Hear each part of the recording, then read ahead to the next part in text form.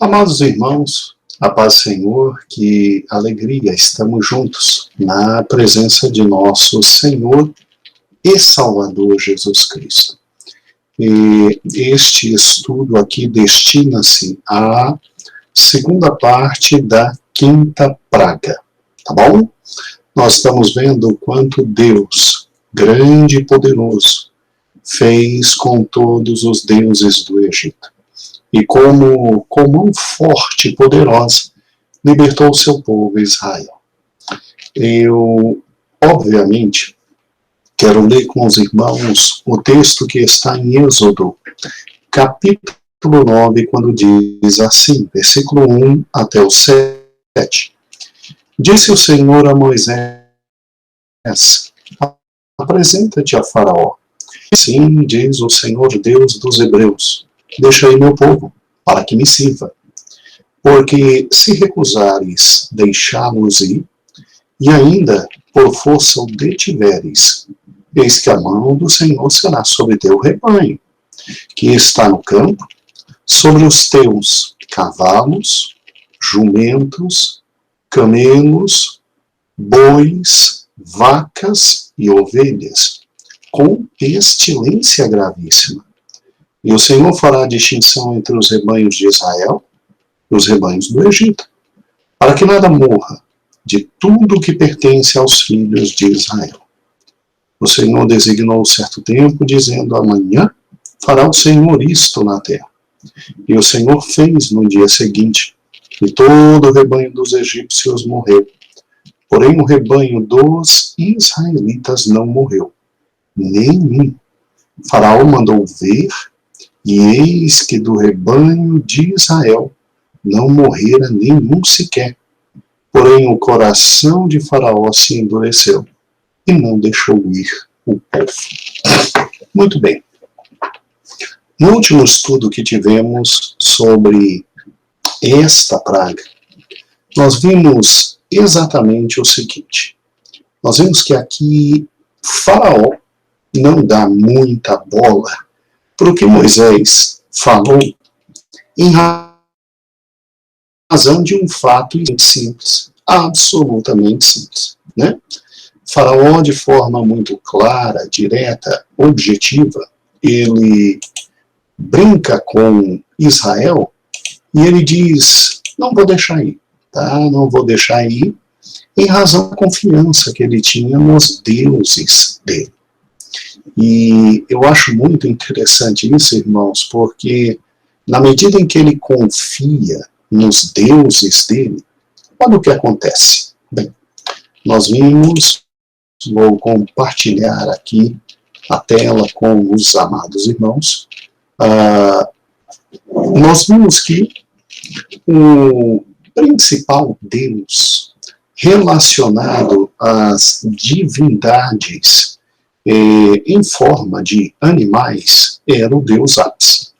E aí, no último estudo, você que talvez não se lembre do que falamos, é só pegar o último estudo colocado aqui na playlist, tá bom?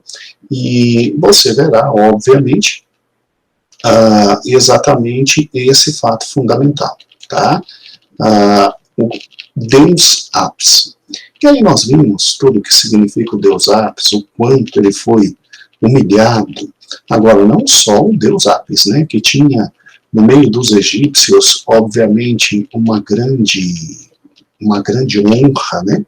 Uma grande honra, tanto é que tinha em Tebas o templo ao Deus Apis, e ali ficava um boi sendo servido, porque eles acreditavam que a fertilidade viria exatamente deste Deus Apis. Tá? É muito fácil encontrar em paredes dos túmulos dos reis, né? Exatamente inscrições egípcias com o Deus Apis. Tá? Ele, na maioria das vezes, era representado por um boi inteiro, realmente, né? Sagrado, e algumas vezes metade de homem, metade de boi. Muito bem, como está aqui na figura número 2. Nós sabemos que esse Deus era tão popular, que ele se tornou um problema muito sério para Israel. Tá? Naquele episódio em que Moisés sobe ao monte para receber as tábuas, né, da aliança, e quando desce o povo está aqui adorando a esse Deus, e depois, quando o reino foi dividido, 2 deuses são colocados em Samaria, e Jeroboão, que rachou com Roboão, filho de Salomão, diz: aqui estão os deuses que livraram vocês do Egito. Muito bem, mas isso vimos na aula passada. Também quando Deus ataca os animais e aqui os mata, Deus também estava humilhando a deusa Hathor, tá bom?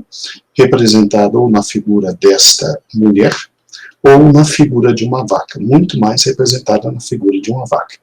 E era uma deusa muito importante no meio dos egípcios, porque se cria que ela é que sustentava e alimentava os faraós. Era também a deusa da beleza, a deusa da alegria, e é por isso que, como vimos na instrução última que tivemos, muitos israelitas morreram quando Moisés desceu, porque estava tendo festas de orgia. É absolutamente relacionada a esta deusa. Agora, quando você pega aqui o templo da deusa Hathor, existindo até hoje, né, e representações gráficas da deusa Hathor, a deusa da volúpia, né, a deusa da fertilidade, a deusa dos festivais de prostituição, né? Quando você pega o texto e quando Deus diz exatamente que iria acabar com todo o gado, ou seja, bois e ovelhas, veja que no texto Deus diz, ó, também vou acabar com ovelhas, também vou acabar com cavalos e também vou acabar com jumentos. Por que esta especificidade de Deus no tocante a esta praga? Bem, vamos então hoje continuando os deuses egípcios atacados nessa praga. O deus egípcio Khnum, não sei se você conhece, é este aqui, tá? Metade dele é homem e metade dele é a figura de um carneiro.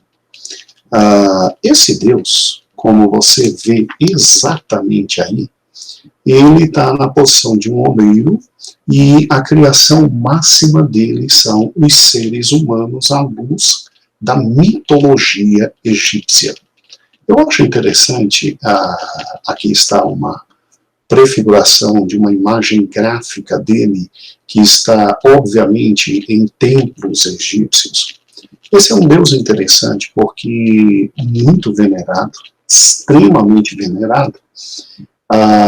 Ele aparece normalmente nas imagens dos templos egípcios, assim, ó. Aqui está ele, ó. Para quem não está conseguindo identificar, aqui está Khnum. E veja que numa roda ele está criando quem? Ele está criando o ser humano, tá bom? E ele normalmente é identificado como Deus, criador de todos os seres humanos. E na medida em que simplesmente bois e vacas morrem, Deus está humilhando os deuses Apis e Hathor, e na medida em que não se escapam exatamente as ovelhas, as cabras, Deus está humilhando nessa praga o Deus Khnum, tá? O Deus Khnum. Às vezes, a imagem que se tem dos hieroglíficos é exatamente essa, tá? E Khnum criando, e não sei quantos se lembram desta que está aqui. Primeiro aqui Khnum, ok? E eu não sei quem se lembra desta daqui, né? Essa aí é uma deusa que nós já estudamos, tá? Exatamente na praga das rãs, que é a deusa Hecate, que foi humilhada por Deus na praga das rãs, tá? Na praga das rãs. E aí é só voltar lá na playlist, os amados irmãos escutarão de novo. É interessante que esses dois deuses aparecem juntos. Vou voltar aqui, ó.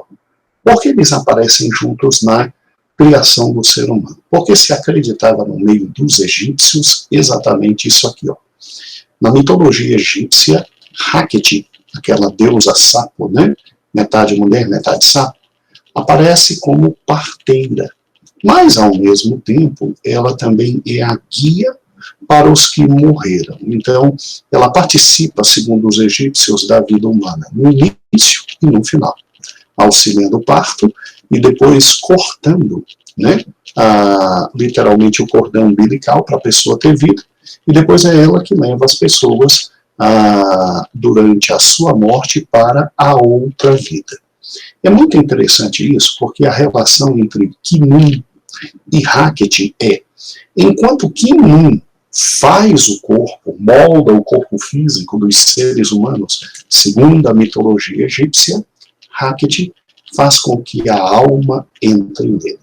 Hecate faz com que a alma entre nele. Então, são dois deuses essenciais durante a vida e durante a morte. E quando a gente ainda olha que todas as fontes estão aí embaixo de onde nós tiramos, vê-se então que ele é um deus muito importante para os egípcios, porque, em primeiro lugar, ele criou o homem. E ele é representado com a cabeça de um carneiro, e o seu principal centro de adoração era na ilha egípcia de Elefantina. Lá ele vivia com a sua esposa Anubis e a sua filha Satis, deusas também. E aqui o mais importante, ele era também associado ao rio Nilo, não só a criação dos homens, mas ao rio Nilo, já que depois da inundação, a argila era vista pelos egípcios. Então, inundava, quando passava a inundação, que o rio voltava ao seu normal leito, aquela argila que era fundamental para a plantação e etc., eles acreditavam que aquela argila era deixada pelo deus carneiro e que, obviamente, esse deus carneiro, ele pegava aquela argila e ele criava os homens, aí vinha a deusa sapo e soprava nos homens e trazia a alma para os homens. Que criatividade fantástica, né? Que criatividade fantástica. É incrível. Deus de misericórdia. Mas bem, vamos lá. E os carneiros, o gado, né? Referente ao carneiro, carneiros e cabras e ovelhas, eram tão importantes, que os egípcios não matavam para comer, não. Quando os carneiros morriam, eles eram, veja aí, ó, mumificados, está vendo? Eles eram mumificados e eram guardados com máscara de ouro e colocados dentro de sarcófagos, porque eles criam literalmente que eram deuses. Então, quando o Senhor disse assim, olha, se você não deixar sair meu povo, vai morrer não é só boi e vaca, vai morrer também carneiros e ovelhas. Deus estava afrontando o Deus Khnum dos egípcios. E é óbvio que Faraó não deu tanta ligança ou bola, porque Faraó tinha certeza que o Deus Khnum ia se impor, né? Mas Faraó, quando viu que todo o gado dele tinha morrido e que nem Boiates, nem a vaca Hathor e nem o Deus carneiro Khnum protegeu o gado, Faraó ficou com o pé atrás, né? Faraó ficou com o pé atrás. Agora, além do Deus Khnum, você ainda tem o Deus Sete sendo atingido nesta praga. Por que o Deus Sete? Bem, de forma muito simples, aqui está a imagem do Deus Sete. E é uma coisa horrível, né? Outros representam o Deus Sete com essa imagem. Então veja, a primeira imagem é assim meio estranha, né? A cara dele. A segunda já parece que é um cavalo. Alguns dizem que não é cavalo, que é jumento. E aí, algo muito interessante nas Sagradas Escrituras. Porque quando você pega as Sagradas Escrituras, diz aqui, ó, que Deus ia também atingir jumentos e cavalos. E alguns dizem que a representação dele também trazia a imagem de camelos. E aí Deus disse que atingia também camelos. É óbvio que Deus estava aqui atingindo, quando atinge cavalo, camelo, e quando atinge jumentos, Deus estava também quebrando parte da economia do Egito. Porque era com esses animais que eles conseguiam transportar muito da economia. Agora, olha que interessante.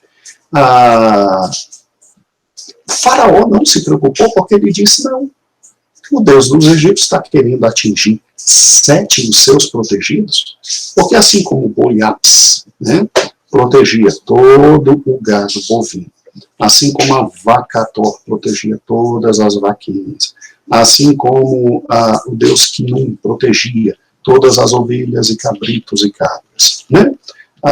O Deus Sete era um Deus que trazia proteção especial para todos os jumentos, cavalos, camelos. E aí Faraó não se preocupou. O problema é que no outro dia amanheceu tudo morto. E olha que interessante. Deus avisou, vou matar os seus, não dos judeus. E aí, Hebreus, né? E aí o versículo 7 diz que Faraó mandou ver se realmente o rebanho de Israel não tinha morrido. E não morreu um sequer. Não morreu um sequer. Então, olha que interessante. Quando a gente pensa no Deus 7, ele faz parte daqueles 4 deuses poderosíssimos que são a base do panteão egípcio. Não é?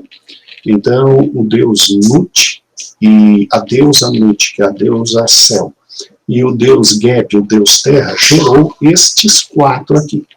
Ísis, Osíris, Sete e Neftis. Ísis se casa com Osíris, ok? 2 irmãos. E Sete se casa com Neftis. Isso era algo muito comum, até para que faraós se casassem com suas irmãs, e aí não houvesse o problema da divisão no tocante aos egípcios, né?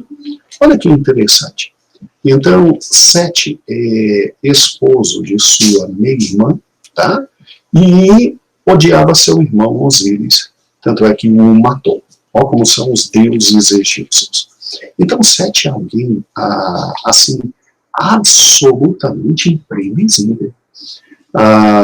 É muito interessante a descrição de Sete aqui nesse site, aqui, né, Deuses Egípcios, eu botei a fonte. É muito interessante porque ele é essa figura, aqui ele já está com cara de tamanduá, né? Ele é essa figura absolutamente complexo e ambíguo, tá? Então veja, ele é filho de Geb, de Nut, como falei, e ele é absolutamente complexo e ambíguo. Por quê? Porque, vamos lá, ele tem um lado muito forte, muito bom, que a gente já estudou, inclusive na primeira lição, aquela barca do Sol Ra, ou Ré, né? Ele é o único que está na frente da barca e ele é que mata toda noite a cobra Apófis, e ele possibilita que o barco ande, segundo a mitologia grega, fazendo nascer um novo dia. Então, olha o poder de um Deus como esse, né? Agora, ao mesmo tempo que ele é esse homem fantástico, esse Deus fantástico, que possibilita o sol todo dia, e obviamente o sol é que faz todo mundo ter vida, né? A lenda egípcia diz que simplesmente ele odeia o irmão dele, e num dia muito mau, né? A gente sabe que o dia mau dele foi porque Osíris simplesmente se deitou com a outra irmã, a esposa de Sete, aí ele ficou revoltado, gerando um outro filho chamado Anubis, né? E aí ele mata o irmão dele. Ele mata o irmão dele. Então ele mata, ele corta em pedaços, já passei isso para os irmãos, mas Sete é importantíssimo porque todo dia ele é o grande responsável do sol realmente nascer, porque ele mata a cobra Apófis, e ele é importantíssimo porque ele é aquele que nunca renuncia a uma luta.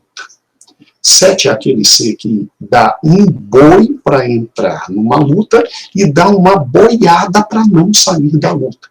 Ele é aquela personalidade forte dos grandes homens que faz com que as coisas aconteçam mesmo que na base da pancadaria. Ele não renuncia a uma luta. Então, ele, em razão das lutas, é que faz a humanidade prosseguir segundo a mitologia egípcia. Pois é.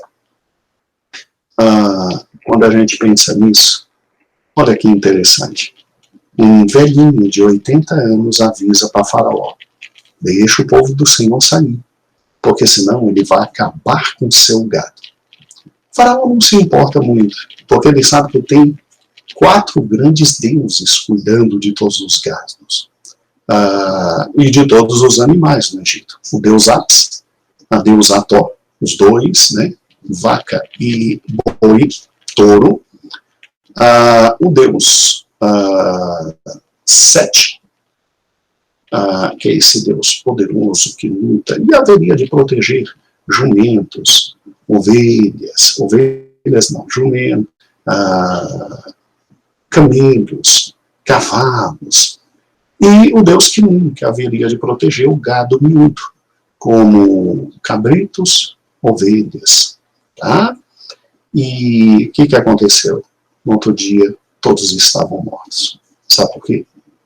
Porque Deus é Deus. Porque Deus é Deus. E é interessante que este grande personagem chamado Moisés, ele recebe de Deus toda a revelação. Absolutamente toda a revelação. A função dele não foi tão somente libertar egípcios, mas ele recebe de Deus, sim, toda a revelação. E é muito interessante isso, irmãos, na medida em que nós temos literalmente o Senhor Deus Todo-Poderoso dizendo: olha, Moisés, escreve Gênesis, e diz assim: no princípio criou Deus os céus e a terra.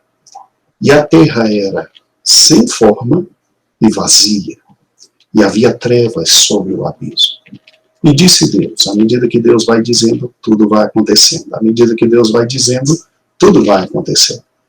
E aí o que eu acho lindo é que Deus diz: ó, agora escreve como eu criei todos os animais. Escreve. E disse Deus: haja animais de todas as espécies. E todos os animais passaram a existir. E aí depois Deus disse: olha, agora escreva como eu criei o homem. Diga que houve um conselho divino entre eu, o Pai e o Espírito Santo, e nós planejamos criar o homem. E moldei o homem do pó da terra. Não foi fui eu que moldei. E eu assoprei. Não foi Hackett que assoprou, fui eu que assoprei.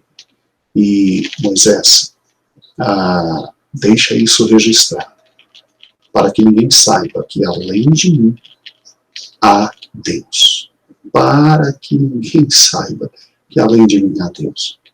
E é interessante ver que os deuses egípcios são destronados, absolutamente destronados. E o Senhor Deus, à medida que ia destronando os deuses egípcios, ia colocando Faraó no seu devido lugar, já que ele não conhecia Deus, vai passar a conhecer agora. E mais ainda, fazendo com que aquele povo que viveu 400 anos ali escravizado, pudesse se lembrar do Senhor Deus Todo-Poderoso, dos seus pais, de Abraão, de Isaque e de Jacó. Guarde isso. Como nosso Deus não há Deus nenhum. E até a próxima aula sobre a praga número 6. E Deus controla tantas as coisas, tanto. O coração de Faraó deve ter ficado maluco, porque ele teria a prova real de que era o Deus dos judeus que controlava tudo no versículo 7. Porque ele tinha ouvido: ó, eu, Deus, vou fazer separação entre o teu mero gado e o gado dos judeus. E Deus fez. E o versículo 7 diz que Faraó mandou ir ver, e realmente o gado dos judeus estava preservado. Porque Deus não é um homem para que minta, nem filho do homem para que se engane. Meu amado irmão, um grande abraço. Hoje é sábado, não é? Hoje é sábado. Descanse na presença do Senhor. Amanhã é domingo, escola dominical, culto à noite. E que o Senhor te abençoe. E te dê uma semana maravilhosa. Segunda-feira, lembre-se, voltamos ao livro de Números.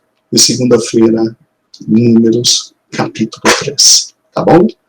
Um grande beijo e a paz do Senhor. Um grande beijo e a paz do Senhor.